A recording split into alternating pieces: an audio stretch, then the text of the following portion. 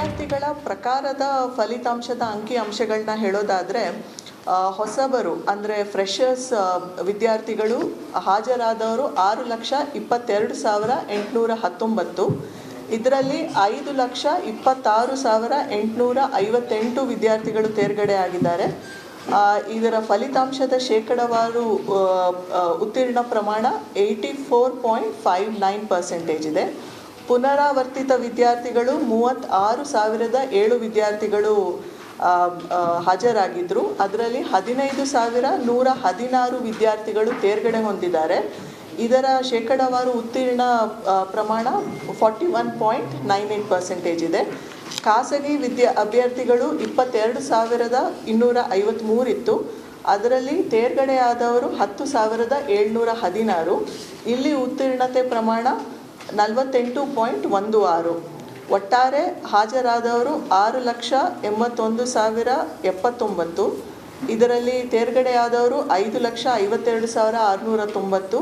ಶೇಕಡವಾರು ಉತ್ತೀರ್ಣ ಪ್ರಮಾಣ 81.15%.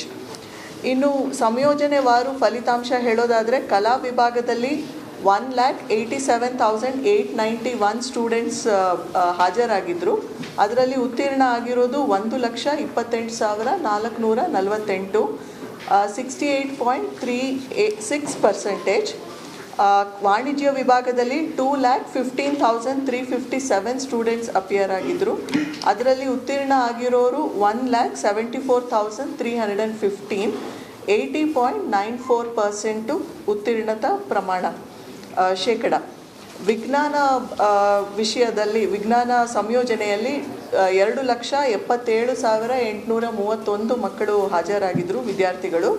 ಅದರಲ್ಲಿ ಉತ್ತೀರ್ಣರಾದವರು 2,49,927. ಶೇಕಡವಾರು ಉತ್ತೀರ್ಣ ಪ್ರಮಾಣ 89.96 ಇದೆ. ಒಟ್ಟು ಈಗಾಗಲೇ ನಾನು ಹೇಳಿರೋ ರೀತಿಯಲ್ಲಿ 81.15% ನಮ್ಮದು ಫಲಿತಾಂಶದ ಪ್ರಮಾಣ ಇದೆ. ಇನ್ನು ಲಿಂಗವಾರು ಫಲಿತಾಂಶ ಹೇಳೋದಾದರೆ, ಈ ವರ್ಷ ಬಾಲಕರು 3,21,467 ಬಾಲಕರು ಹಾಜರಾಗಿದ್ದರು. ಅದರಲ್ಲಿ ತೇರ್ಗಡೆಯಾಗಿರೋದು 2,47,478. ಶೇಕಡವಾರು ಉತ್ತೀರ್ಣ 76.98. ಬಾಲಕಿಯರು 3,59,612 ಬಾಲಕಿಯರು ಈ ಪರೀಕ್ಷೆಗೆ ಹಾಜರಾಗಿದ್ದರು.